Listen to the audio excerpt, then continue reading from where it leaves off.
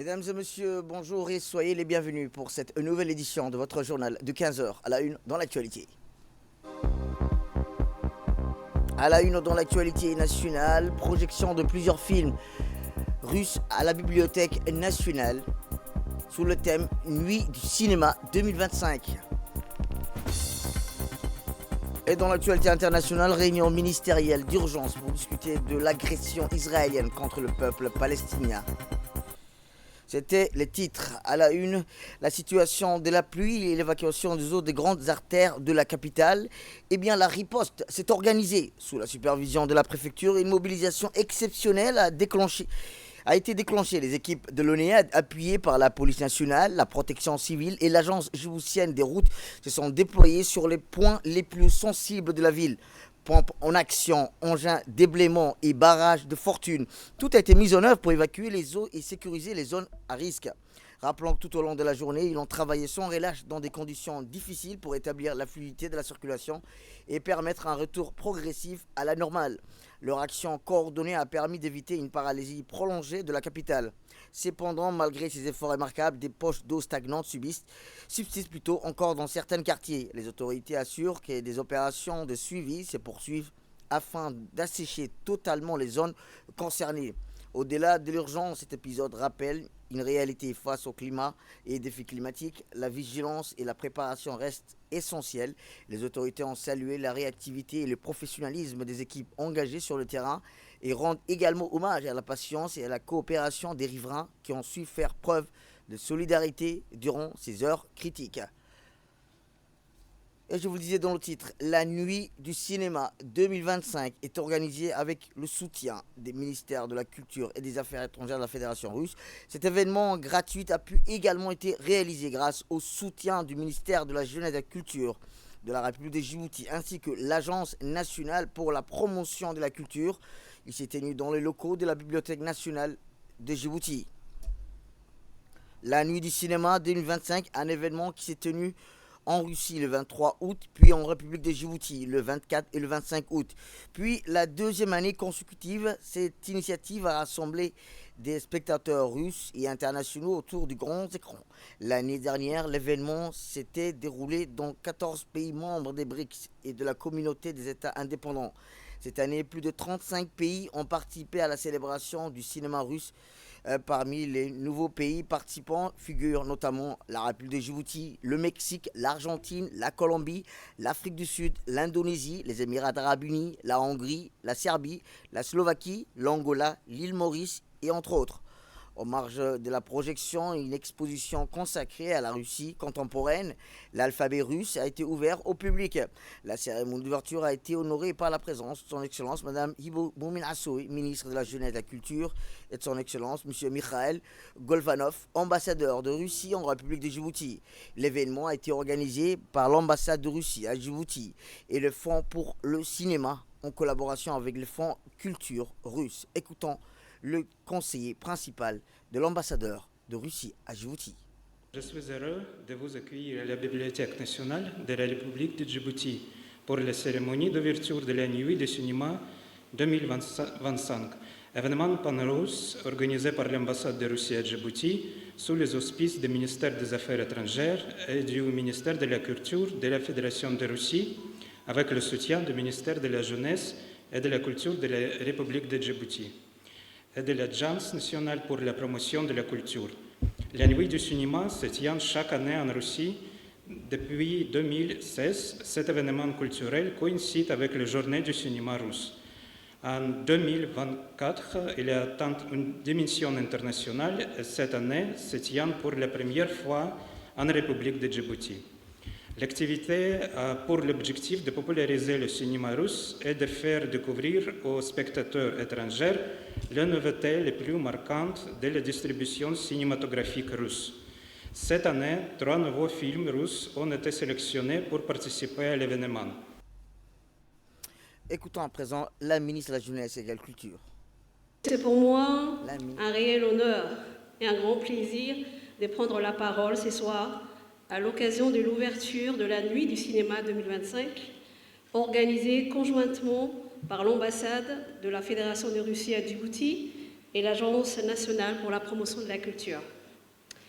Un événement culturel d'envergure et qui illustre bien, une fois de plus, la capacité du cinéma à rassembler, à transmettre et à enrichir le dialogue entre le peuple. Le CETEMAR, au-delà du divertissement, est en effet un outil de mémoire, d'éducation et d'ouverture sur le monde. Donc nous aurons l'occasion pendant 2 jours de découvrir la richesse cinématographique russe avec la projection de plusieurs films. Ces projections gratuites et ouvertes à tous traduisent une volonté commune de partage culturel et d'accessibilité, en particulier pour notre jeunesse, qui est au cœur de priorité de mon département. Mesdames et messieurs, la coopération culturelle entre Djibouti et la Fédération de Russie s'inscrit dans une dynamique positive et efficiente. Elle contribue à renforcer le lien d'amitié et de solidarité entre nos 2 pays, tout en offrant à nos artistes et à notre public un regard élargi sur la diversité des expressions artistiques dans le monde. Je voudrais donc, au nom du gouvernement djiboutien, exprimer ma profonde gratitude à l'ambassade de Russie et aux institutions partenaires de cette initiative, le ministère de la Culture de la Fédération de Russie, bien sûr, qui nous invite régulièrement, pour avoir permis la tenue de cette belle rencontre cinématographique qui n'est le premier volet d'un long projet de partage tout au long du dernier trimestre 2025. Je remercie également l'Agence nationale pour la promotion de la culture et la Bibliothèque nationale de Djibouti qui œuvrent sans relâche pour faire de la culture un levier de développement, d'éducation et de cohésion sociale et qui est toujours prête à accueillir de beaux événements d'échanges interculturels. La réforme pour la gouvernance, un chantier majeur engagé par Djibouti pour moderniser ses institutions, rapprocher l'État, ses citoyens. Transparence, efficacité, lutte contre la corruption, autant d'objectifs qui visent à bâtir un pays plus solide et plus juste. Mais concrètement, en quoi consiste cette réforme et comment va-t-elle changer le quotidien des Djiboutiens? Élément de réponse dans ce grand format.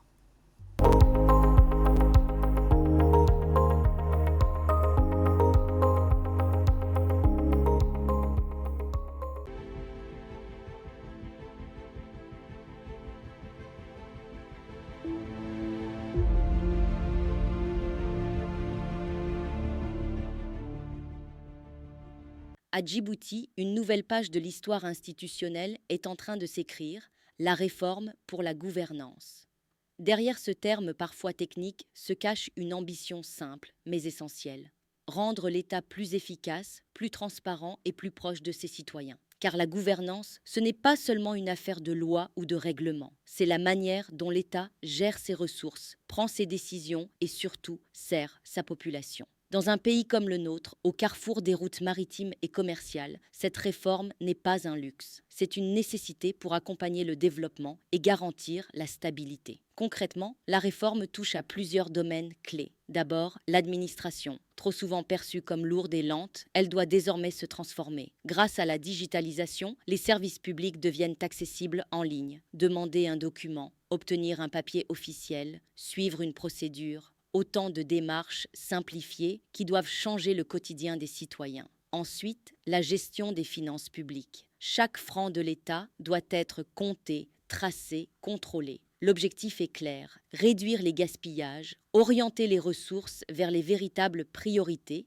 et faire en sorte que l'argent public profite directement à la population. Écoles, santé, infrastructures, autant de secteurs où la bonne gouvernance devient un levier de progrès concret. Mais cette réforme va plus loin. Elle s'attaque aussi à l'un des défis majeurs de toutes les sociétés, la corruption et les passe-droits. Ici, le message est fort. Les règles doivent être les mêmes pour tous. La transparence et l'intégrité ne sont pas des slogans, mais les fondations sur lesquelles repose la confiance entre l'État et ses citoyens. La gouvernance, c'est aussi une culture nouvelle, celle d'un État qui rend des comptes, d'institutions qui assument leurs responsabilités et de dirigeants qui placent l'intérêt général au-dessus des intérêts particuliers.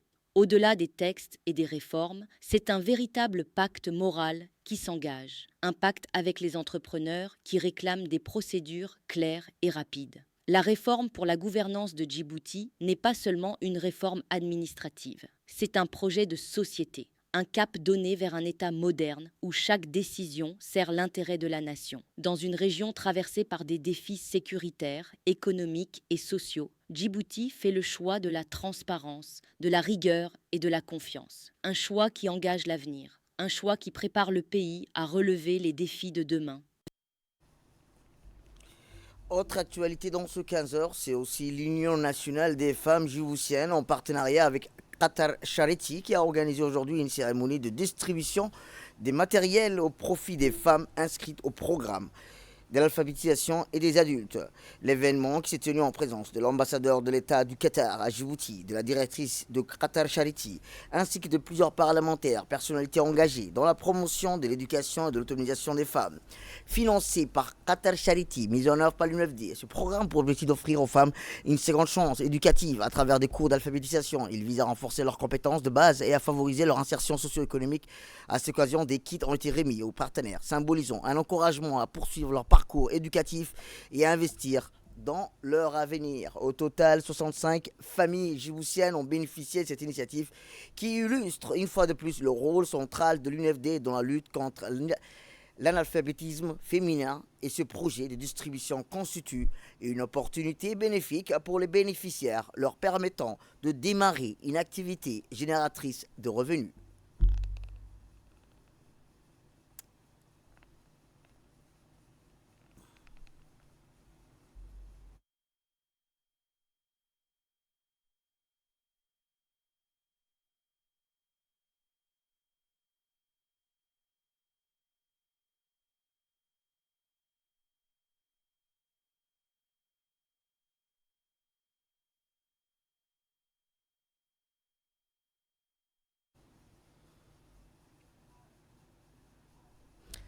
Dans notre second magazine de cet après-midi, la République de Djibouti a su transformer ses infrastructures portuaires pour devenir un hub logistique, économique et régional, notamment avec le nouveau port de Doralé, des terminaux spécialisés, des zones franches et l'intégration des voies ferroviaires. Élément de réponse dans ce magazine.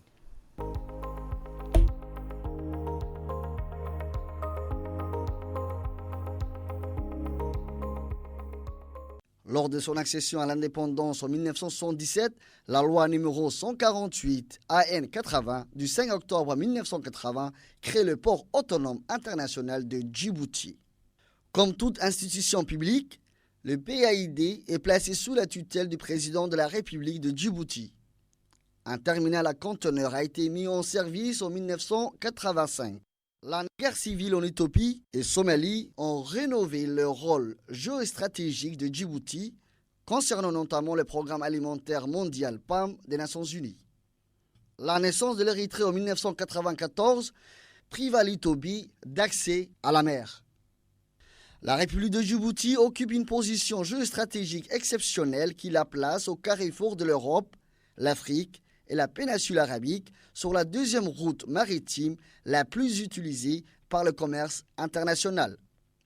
Sa situation est stratégique dans la Corne de l'Afrique, au point de rencontre de la mer Rouge et du golfe d'Aden, en constitue un point de passage obligé entre la mer Méditerranée et l'océan Indien.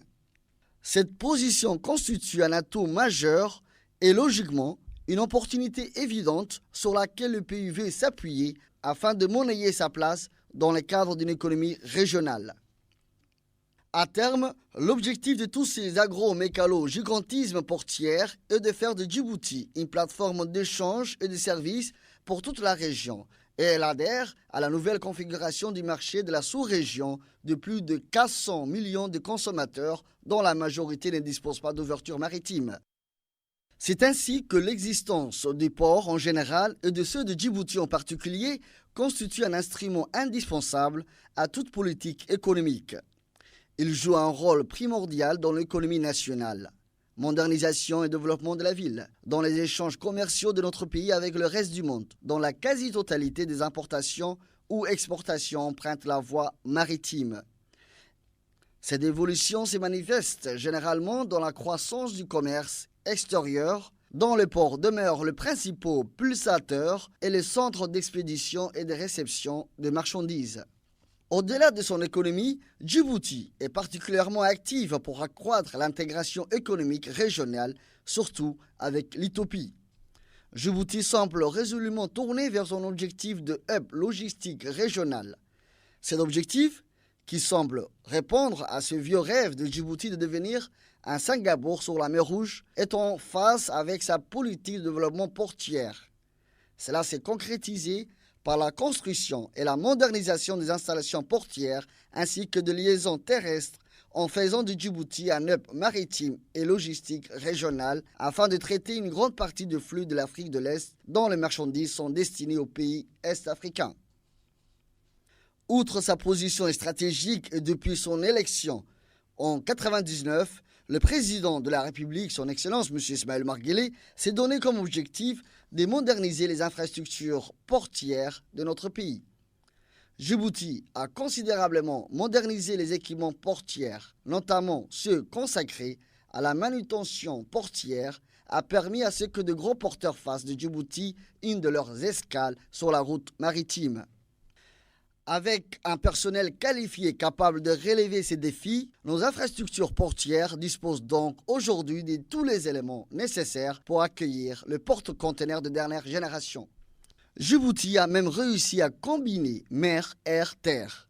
La construction du nouveau chemin de fer entre Djibouti et l'Éthiopie illustre très bien cette politique.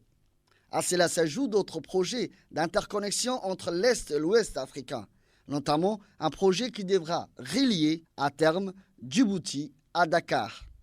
La position stratégique de Djibouti n'est pas uniquement favorable pour le transport maritime. Le pays peut également servir d'hub aérien pour les États enclavés de l'Afrique orientale. Un certain nombre d'accords et mémorandums sont engagés avec l'Éthiopie et le Sud-Soudan pour que ces derniers puissent utiliser les installations aéroportières djiboutiennes. Djibouti compte affirmer son statut de port d'entrée du COMESA et profiter à côté du marché éthiopien dont 80% des marchandises est absorbé par le corridor Djibouti-Galafi, parmi elles des produits pétroliers et des aides alimentaires et l'exportation du café éthiopien vers l'Europe. La République de Djibouti a réussi à se trouver au cœur des stratégies du commerce maritime international.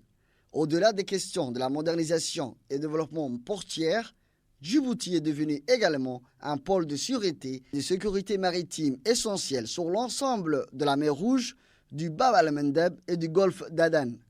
En profitant de son emplacement géographique et de sa stabilité politique dans une région traversée par de multiples conflits, Djibouti a su se mettre au centre des enjeux internationaux.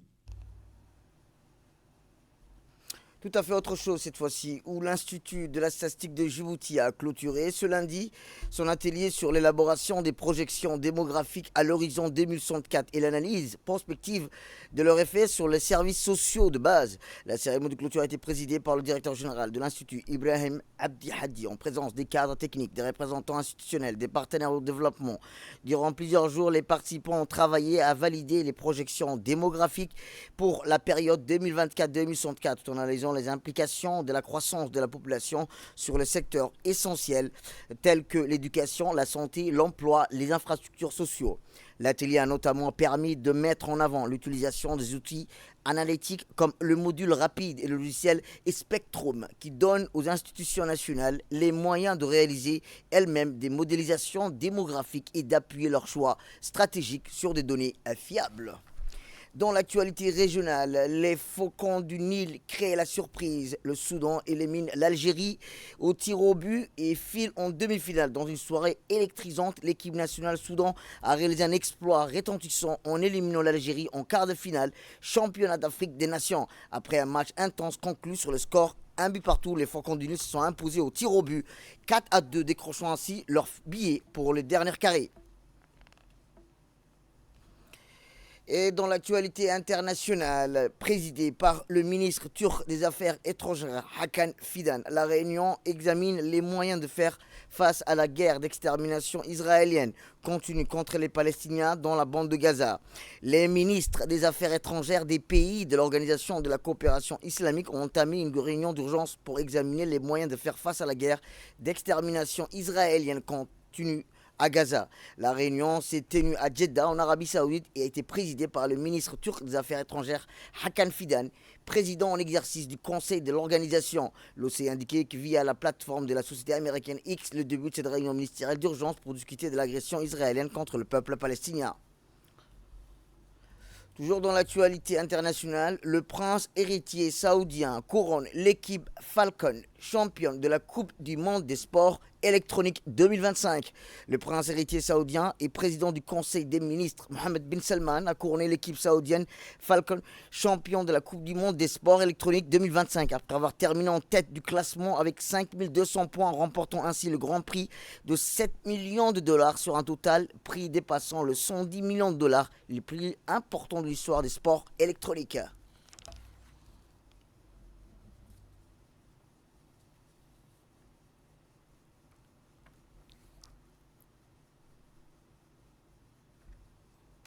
Et enfin, dans l'actualité internationale, avec les changements climatiques majeurs sur la planète, la propagation des maladies infectieuses liées aux crises environnementales a augmenté, notamment en raison de la déforestation, de la pollution, de la chaleur excessive et des phénomènes météorologiques extrêmes. L'apparition des maladies zoonotiques et des virus transmis par des vecteurs constitue désormais une préoccupation sanitaire mondiale. Une étude publiée en 2018 par des chercheurs polonais et français ont souligné le risque d'apparition d'infections par le nouveau coronavirus lié à la déforestation, en particulier en Asie et en Asie du Sud-Est. C'est la fin de cette édition. Merci à vous de nous avoir suivis. Restez avec nous pour la suite de notre programme télévisé. Elle prend en continu sur Télé Djibouti.